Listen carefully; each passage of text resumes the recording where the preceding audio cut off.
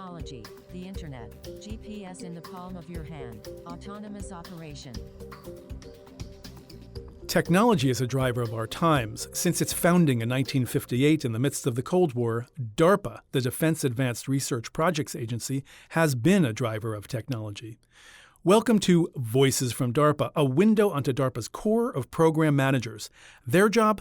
To redefine what is possible. My name is Ivan Amato, and I'm your DARPA host. Today, I am pleased to be talking with Mr. John Francis Mergen, though I will call him JF throughout the rest of the podcast. A cybersecurity technology developer, JF joined DARPA as a program manager in the agency's Information Innovation Office in January 2020, just as the COVID pandemic was getting underway.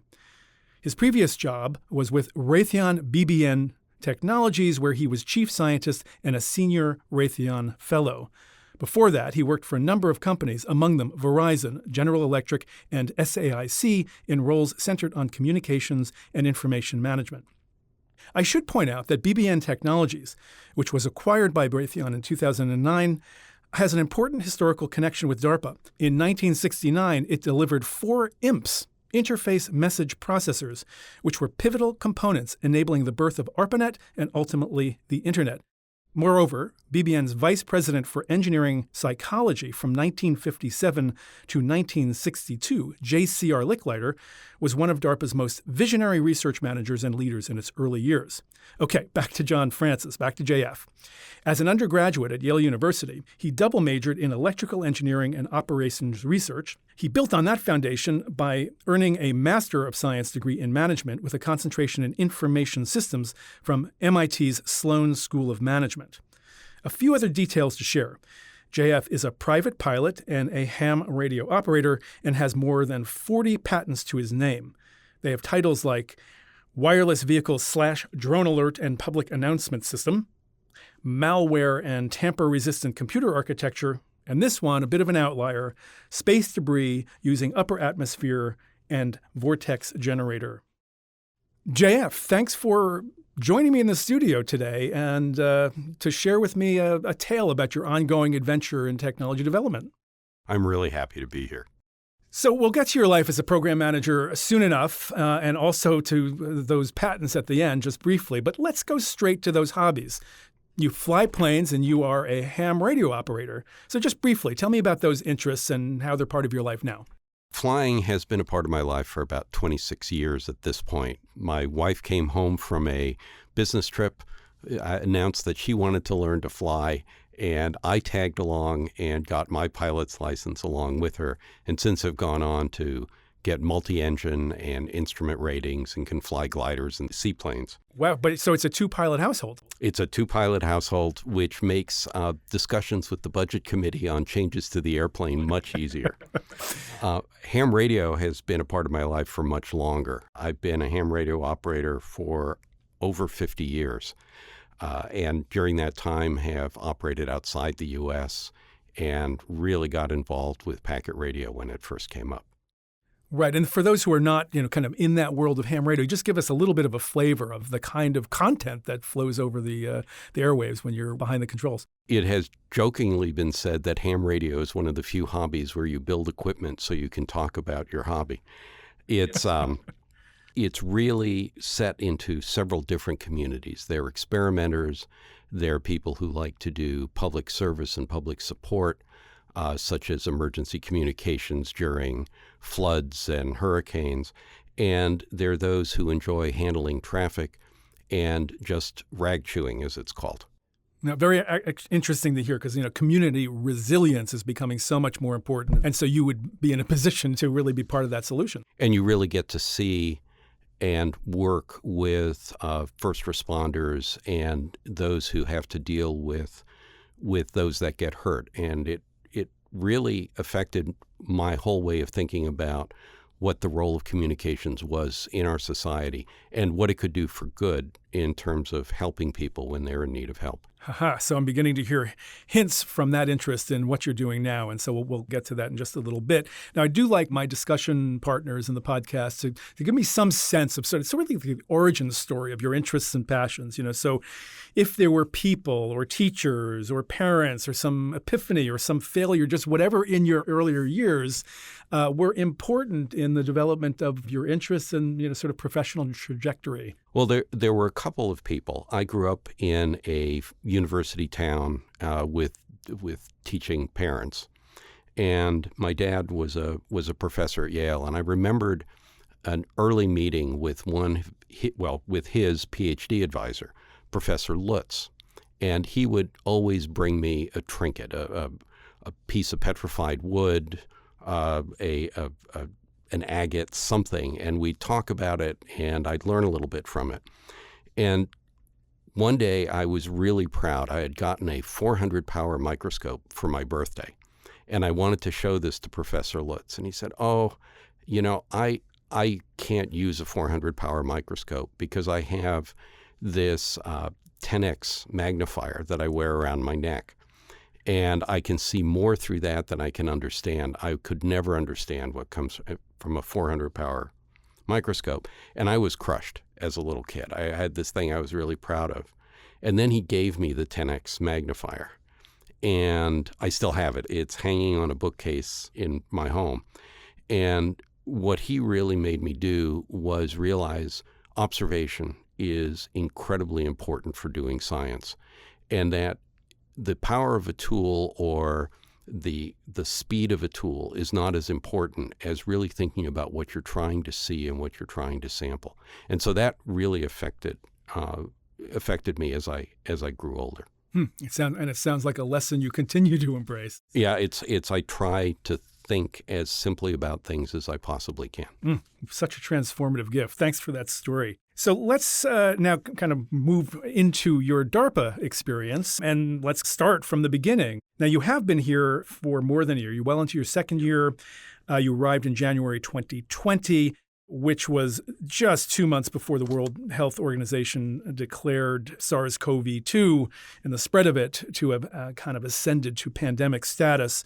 So what was the course of events that got you your job here as an I2O program manager? This is a manager in the Information Innovation Office, one of DARPA's 6 technical offices. And then what was it like to get here and just very shortly after, sort of be in this COVID status? Well, I'd been a performer, which is the DARPA parlance for somebody who executes on a program. I'd been a performer and a PI for DARPA for about 20 years, on and off through that period in time. And some of the people I worked with had been ex-program managers, and a number of people who I formed good friendships with went off to become program managers, deputy office directors, and office directors. So I had a long affiliation with DARPA, doing research, working with the PMs to develop new program ideas and the like. And coming to DARPA was something I'd always wanted to do, but I needed to wait for the right time in my career. I wanted to be sure my son had graduated from college. I wanted to achieve certain milestones and also get some people in place at my old employer to make sure that the research could carry on. And I also wanted to have the right set of ideas for programs. I didn't want to show up and wander around for a year trying to come up with an idea for a program. So I had my little basket of program ideas, and I came in the door. I was all excited. I started up, and part of the reason for coming to DARPA is there's several neat things that DARPA program managers get to do. One, they get to talk with other people who are in the organization and get their ideas and get them completely unfiltered. But the other one is you can tap into researchers all across the globe. You call up and say, "Hi, I'm from DARPA, and I was wondering what you were thinking about something." And usually the conversation will run far longer than you ever anticipated or you ever even planned, but you're sorry when it's over. I've been able to talk with researchers at Caltech, at MIT, and they'll call back with another idea afterwards. That is unbelievably exciting. And for someone like me, having that kind of access is the greatest entertainment I could ever hope for. The other big piece about this is you get to go see their labs and you got to go see stuff happening. And as you can guess from being a pilot and from being a ham radio operator, I love to touch the technology. I love to play with it. I love to do things with it. And so 2 months after I arrive, I can't go see the labs anymore. And I can't see my coworkers because, we're all doing our part to try and be safe and keep other people safe. And so it was a little bit maddening. It's sort of like going into a giant technological toy store, but you can only see through the windows what's there. And it says close indefinitely. Exactly. That has been my single big frustration since coming here, is I cannot go as fast as the organization normally would let me go. And I'm seeing a substantial difference with the reopening, and boy, is it exciting. Yeah, interesting to hear just, the kind of specific loss that a program manager can experience in a situation like COVID. I mean, COVID just brought a million different kinds of losses. So interesting to hear you express the specific sort of loss that a program manager just loves to be amidst the performers, the researchers working with, to be deprived of that connection. Let's now talk about the programs that you run. One of them you developed from scratch and just got the green light. We'll be talking a little bit about that. I want to start, though, by talking about one of the programs that you inherited. So this one is called Searchlight. That had been up and running for about a year or more before you took it over from an outgoing program manager. That often happens. There is that handoff that occurs between program managers. So in brief, what absent capability was the impetus for the program? What is the envisioned endpoint at this point, and what is its status? First, I want to comment on the idea of the handoff from one program manager to another. I was extremely lucky in that I knew the PM who I was taking over from. And that was? Jonathan Smith, JMS. And he has been a visionary in the communications area for a number of years. I won't say how long. I'll let JMS tell you that, but he really does tend to lead in the digital networking area, and so it was very nice. I had an understanding of his vision going forward, and I was able to wrap some of my own experiences inside of telcos to be able to bring it forward. So what Searchlight has evolved into is a very neat solution to a very thorny problem. And one of the things that I think many people listening to this experienced over COVID was life on Zoom or life on Teams. And occasionally, rarely, we'll have I can't see you, your picture is breaking up, it's getting jittery. One of the reasons that this occurs, or actually doesn't occur all the time, is because of a service on networks called QoS, or quality of service, which allows certain streams of data that are very time critical to be given priority, or to have their jitter or the variability in the packet delivery times reduced. And that allows for good video, good audio. And if you're doing things like transferring a file or uploading a new version of your operating system, or bulk transferring 1,000 pictures from your vacation, those can have a little bit of jitter. They can have a little bit of bouncing back and forth. But also, fortunately, people are also starting to become more security conscious. What that means is their traffic, or the data coming in and out of their houses or in and out of their businesses, is wrapped in an encrypted envelope. And what this does is it prevents the networks from really understanding what the traffic is that they're carrying. So it'll see, I'm sending you all the pictures of my vacation, and we're also having a phone conversation over the same network connection. It's all encrypted. So therefore, our voice gets the same priority as the picture of the fish I caught.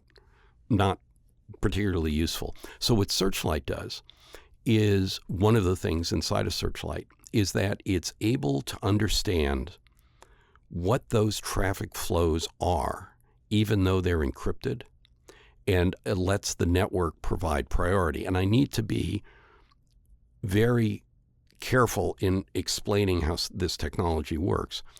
It can understand what the flow is. It cannot, underscore cannot, see what the flow is carrying. Right, so it's not examining the content. Not examining the content. It is looking at the behavior of the flow and then moderating the movement of that flow based on the need for priority for that type of traffic. So what it does is it preserves privacy. It preserves confidentiality, but it also preserves the flow improvement capabilities of the network. So that's really a neat way of doing it.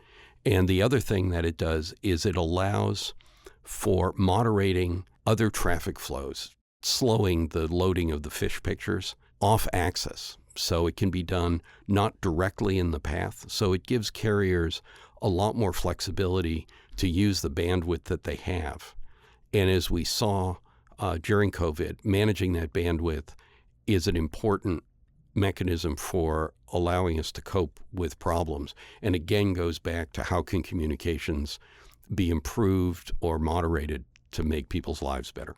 If we were just to give people a concrete sense of what this technology delivers, let's say it fulfills the vision that you had and the previous program manager had, and maybe it actually has reached these metrics, but how does it make life better for either, a civilian or perhaps in a defense setting?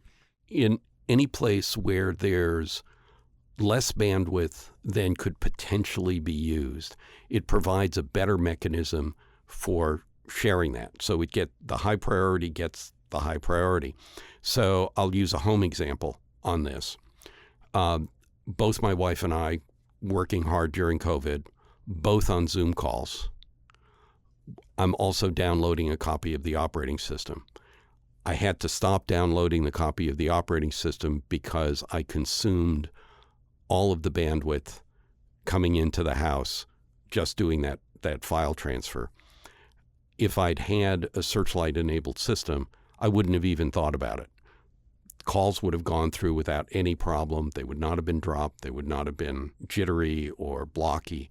And my operating system copy, my copy of Linux, would have arrived a minute and a half later than it otherwise would have. So that's an example of how it can make things better. Another example is in telemedicine. And this is important to both DoD and civil because we can't get the medical personnel into the field where it's needed at all times. So telemedicine is a very important mechanism for getting that first round of care to everyone out in the field. It means that if somebody is downloading a maintenance manual for a truck, it'll take a little bit longer to get there, but the telemedicine session goes on uninterrupted. So that's another example of it. Right. You're not going to want to be in the middle of either a procedure or giving instructions for a procedure, and then you freeze, and then you leave people on the other end wondering what they should do in a medical situation. Exactly. You don't want the medic to be saying, "and be certain to," and then just dead. So now let's move on to another program that you inherited. And this one actually really, I think, will be relevant to many people who are buying more and more internet-connected technologies, widgets, gadgets. When you think of all of these things, they are collectively known as the Internet of Things. I'm referring to the program called Configuration Security, or CONSEC for short. Had its beginnings in the 2017-2018 timeframe. You took the baton in 2020, again, right soon after you started. So suddenly, unlike many program managers, you were shepherding two programs and certainly thinking about the third one that we'll talk about in just a little bit. So some of this technology already is getting adopted in places as diverse as the U.S. Navy and also the Federal Railroad Administration, among other places. Before we talk about the program in some detail, I'd like just to hear what your definition is of Internet of Things. Internet of Things has a whole bunch of different connotations to it. In my household, I have internet-connected rabbits, an internet-connected piggy bank, as well as weather stations. As a matter of fact, several hundred devices are sitting on my home internet. Okay, now I don't want to actually interrupt you as you're talking about the definition here, but you just have to explain what is an internet-connected rabbit. This is something called a Nabis tag. It came out of France. It has ears that waggle back and forth. And right now, all the servers are run by volunteers around the world. But it was a very, very early instantiation of what today would be something like the Amazon Alexa. And it now devolves to basically telling you things like, you look really good today, or that it's nervous and upset. And people have made Nabis tag orchestras with several hundred of these things. My son found it when he was studying overseas and brought it back, and it's become part of a petting zoo of Internet of Things devices. Okay, so I no longer have a furry, long-eared animal in mind when you said that, and you've clarified. It's something that seems a little bit, somehow more in character. Though you raise bees, so you do have animals in your life. And I actually have an Internet of Things beehive. I get telemetry back from the beehive that helps me manage and understand how the bees are doing. I can take the temperature, the humidity, and weigh the hive remotely, which gives me some indication as to changes in the amount of brood or the amount of honey in the hive.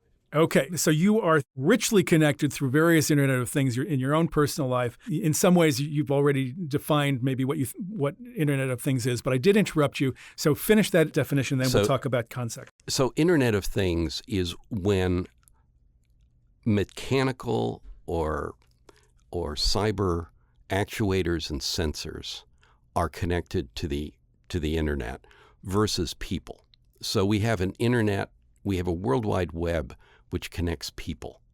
Internet of Things connects the stuff that we're working with. And part of the challenges with doing this is these are usually, they've been very traditionally, 10 years, they've been very simple, low-end computers. I had a connected thermostat.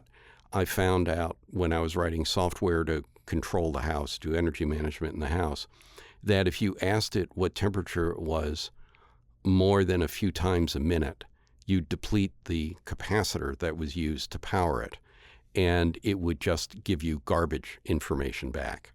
So these are very, very simple devices, and as such, don't have very much protection built into them. So they have to be protected. The networks that they're on have to protect them. They have to be set in a way that is useful, but not in a way that can be used.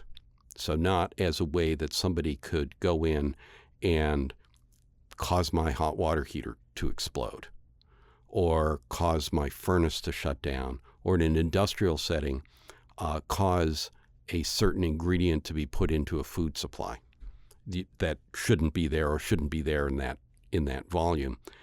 So how do you protect these devices? That starts to become a really interesting question. And it's also not just preventing them from doing something malicious, but they also can be used as a launch point for another attack. So if my thermostat, not very bright thermostat, but somebody can connect to it, and then once they're connected to the thermostat, get to all the other devices in my house, that becomes a real issue, because everything on the inside, normally one thinks, oh, I'll trust that a little bit more than something on the outside. But that may not necessarily be the case. You can have an insider attack from an Internet of Things device. So what CONSEC attempts to do is, let's use my house as an example, 100 plus things, all of them slightly different, all of them a little oddball, and a number of routers, a number of modems to connect all these things up. how can you configure them in such a way that they will be secure, but they will still work? And so what CONSEC does is it goes from a human-readable, human-written set of documents that specify how you want to do security. For instance, if you come to my house, the rule would be that would be written down, would be you're allowed on the guest network, but I'm allowed on the internal network, to make sure that all the access points around the house are configured correctly to do that. So CONSEC will read these documents. It'll look at the diagrams, look at the drawings of the network, and digest them and figure out, these are what the security requirements are. And then it'll go a step further, and it'll read the manuals. And this is something I know very few people ever do. The manual is always something that comes, you look at it, this is recyclable, and it's gone. CONSEC will sit down and read the manuals, figure out what the configurations are based on what the requirements were, and then it will apply them directly to the devices. Okay, and just let me stop you for a minute. So when you say CONSEC will read the manual, so it is ingesting the information. I presume these are probably, I don't know if these are like PDFs, there's some electronic form of the kind of paper manuals that I have a huge folder of, and you're right, I didn't read them. But is that how it actually is ingesting the information? It reads the PDFs. Reads the PDFs. Reads the PDFs. And it can read images in the PDFs. So if you can get something scanned in and it's legible and it's in English, it will make an attempt to read it. It doesn't always get it right. And because of that, it will also explain why it's configured something the way it has. So you get a human-readable document that comes out. I set up a guest network because guests need to be on the guest network. So I can read this. It's not Proust. It's not Hemingway. It is very much computer-generated text, but it is completely readable and understandable and explains why the system elected to configure in the way that it did. It is really, really cool. And given that, for instance, today, a railroad engine is a connected piece of the internet. Its performance is being monitored. It's part of the positive train control system. It is out there. Getting it configured properly is a real challenge, and providing tools to aid in this is a benefit. Same thing for the Navy. A modern naval vessel has thousands of computers on it. It would be really nice if they were configured in a way, according to guidance, that also made them usable. And the final step of CONSEC is when a ship comes back, it can be read, and we can see why the changes occurred. And those can then either be undone or converted into best practice and incorporated into the next round. So that's CONSEC in a nutshell. Right. And do you actually envision some of the tools and protocols and practices coming out of CONSEC to be available, say, to a homeowner, in addition, because, as you were speaking, it became clear to me that, an Internet of Things in a military setting, clearly there are, security concerns there, and so CONSEC will have a role there. But the threat space, the vulnerability space is really everywhere, because we can't have a railroad system attacked through Internet of Things portals, for example. That becomes a security threat as well. Well, for me, the most exciting transition coming out of CONSEC is one of the performers, and I won't steal their press release thunder, but they are looking at two product rollouts for this. One which would do automatic configuration of Docker containers for virtual machines and moving virtual machines around. And the second is to do automatic configuration of the Windows registry. And they're seeing a strong market in providing this to small and medium-sized enterprises as a commercial offering.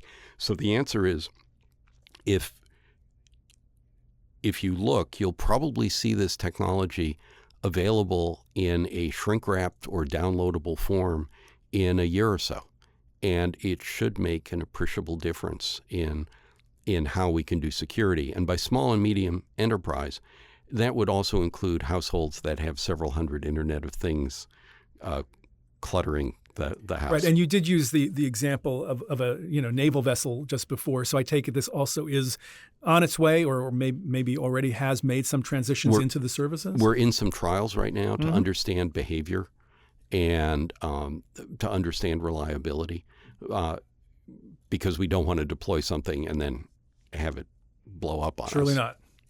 But we're actually in an exercise as we speak to see how this will run. Okay. Well, I'm sure you're excited to see the results of those and learn lessons from those as you kind of take the program in. I don't know, for a landing, I don't know how much more time is available for the program at this point. We have about 6 months. 6 months. So you're really coming to the tail end of that. And, it sounds like you've got some real transitions that you'll be, which is to say, that's kind of the trophy for programs is when the technology comes out and actually gets sort of used operationally, or it spawns companies or something of that kind. Those are all kind of positive results. Actually, and I'll point out, though, even failures for DARPA are lessons, great lessons that we learn from. So, successes and negative data is always good here. And I'd just like to comment, there was a system called Boomerang that was a shooter detection system that my former employer had developed, BBN had developed. It went to be shelfware because there wasn't a need for it after it was initially developed. There suddenly became a great need for it, and it was able to be fielded within 90 days because the technology had been ahead of the time. Then when the time came, it was able to be brought out and run very, very quickly. Yeah, great example, just of how context is all important as to whether a technology makes sense or not at a given time and place. So fascinating to share that. Thanks. So now let's talk about one more program, though I guess this is sort of still in the vision phase in the sense that it's just been approved, I think. You haven't received proposals from performers, which is to say the researchers ultimately might work on this. You call this one Learning Introspective Control Project, or LINC for short.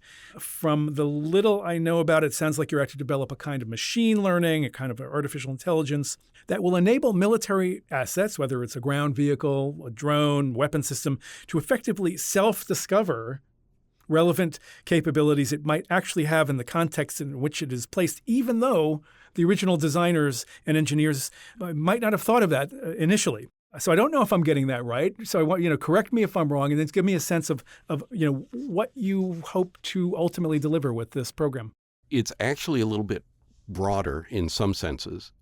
Because it's looking beyond just military systems, because there are an awful lot of commercial systems that are needed by the U.S. military, but also infrastructure resilience, operational resilience, and oddly, addressing climate change are incredibly important issues that we're trying to prevent strategic surprise coming to the U.S. There's the DARPA mission right there. And the idea behind LINC is systems live a long time, and they're living longer and longer and longer. If you look at military vehicles, they have lifespans of 30 to 50 years. Some of the aircraft will have lives of 100 years. You look at private vehicles, they're on the road much longer than they have been before, and it's because they are good, usable systems through that period. If one has a system, and let's just take a pickup truck as an example. Take a pickup truck, you put a 250-gallon water tank on the back of it, and it's not going to do too great with that water tank being filled. The water tank being empty, it's going to be fine. With the water tank half full, it's an unbelievably dangerous thing because the water is going to be sloshing. Inertial movement of the water will take you for a ride that you weren't expecting. Exactly. And so the idea is a modern pickup truck has a plethora of sensors in it, several hundred of them. It also has a collection of relatively powerful computers sitting inside of it.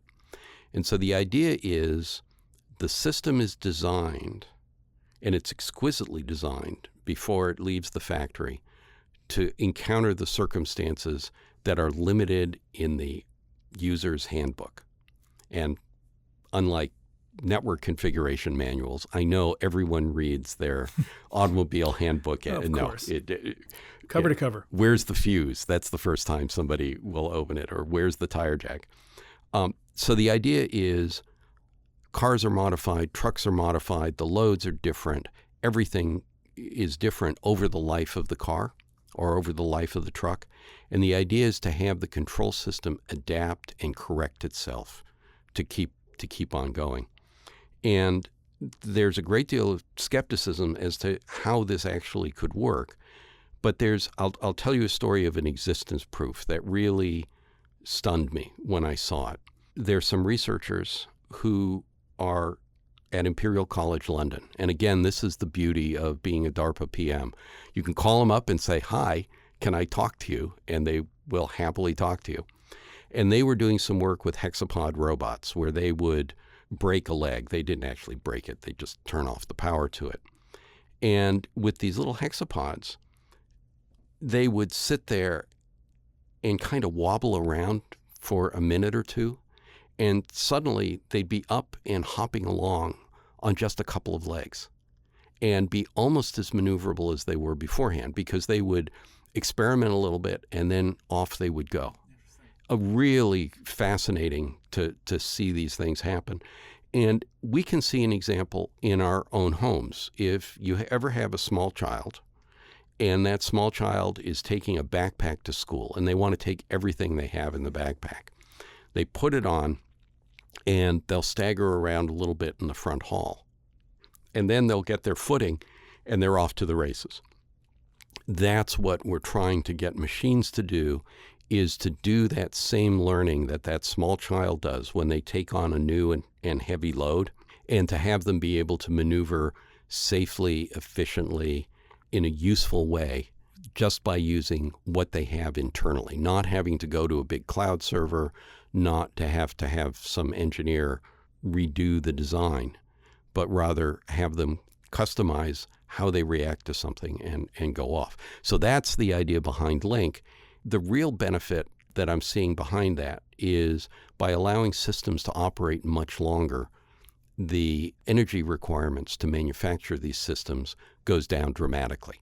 And so that's what I'm seeing, one of the big benefits of Link. So maybe one of the million solutions we need for mitigating climate change and lowering our energy exactly usage. Right. There's also a little theme that I see with this program and configuration security, in the sense that it seems like you're out to help the inanimate world, the world of things, the world of technologies, whether we're talking about vehicles, but also all kinds of electronic technologies, sensors, the IoT technology.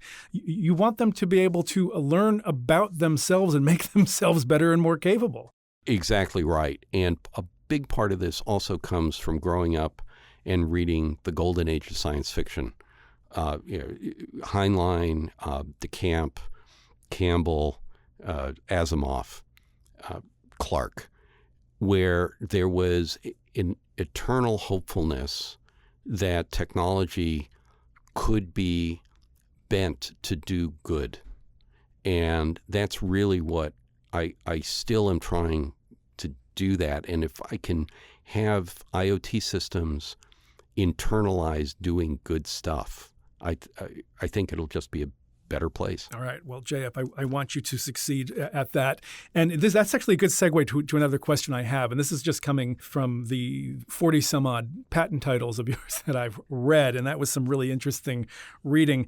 So we can't talk about all those, obviously, but one, it certainly does reflect that you can't help yourself. You are an inventor. You've been doing it in all kinds of ways. Now you're doing it here at DARPA. Are there any of those patents that just really stand out for you, either because they were most rewarding, you think that if the technology were to get out there, it would do the most good, as we were just talking about, or just fascinates you for some reason? There are two that just made me happy when they were awarded. That's a great metric. So go with those. And DARPA's all about metrics. So the first one originally had a working title of Toot and Come On, or toot tones. And at the time, I was involved with the technology board for the National Federation of the Blind. And there was a real question of how electric vehicles, autonomous vehicles, were going to affect the blind as they navigate throughout a city. In some respects, autonomous vehicles would be marvelous. The blind can drive. That is just a wonderful thing. But the other side of it is there's a concern that electric vehicles or hybrid vehicles would sneak up on people. You wouldn't hear them coming, and they would cause accidents. And I noticed this myself. I was driving a hybrid, and you're in a parking lot. And if you have a car with an engine running, people will just gently walk to the side. But with the hybrid, they will just keep walking in the center, and you don't want to blow your horn. You don't want to be the guy who blows his horn at a pedestrian. That's just not right. And so what I was thinking was, why not a gentle cough? Something where somebody, excuse me, so that they know you're here. And then I thought, well, why not? This was at the time of downloadable ringtones. I thought, why not have tones that you can download? And I went ahead and worked up the system. The patent was filed. And I'm very pleased to say that many states now require supplemental alert tones exactly to protect those who are sight impaired, and also around the globe. And because of that, that patent has actually found real use. So that one's a fun one. It sounds like good technology to get out there. All right. Well, I've had you here for more than time than you probably thought you were going to be sitting down here with me. So I just want to ask you, is there a question that didn't come up? Is there anything that didn't come up that you think would be of interest to listeners? What is the thing that worries me the most when I'm here? It's that we have a clock that is running.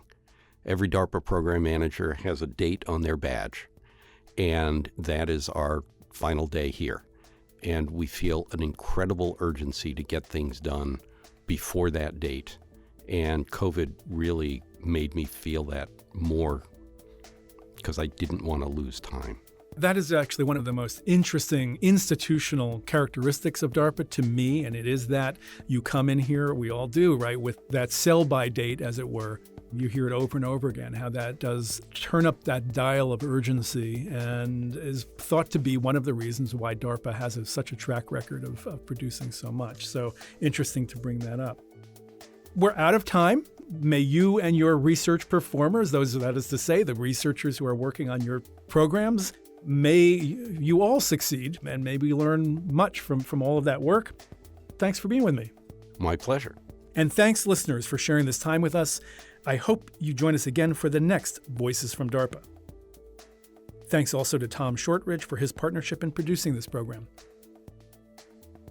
For more information about John Francis Mergen, the programs he and colleagues in the Information Innovation Office run, and the many other breakthrough technologies DARPA is working on, visit darpa.mil.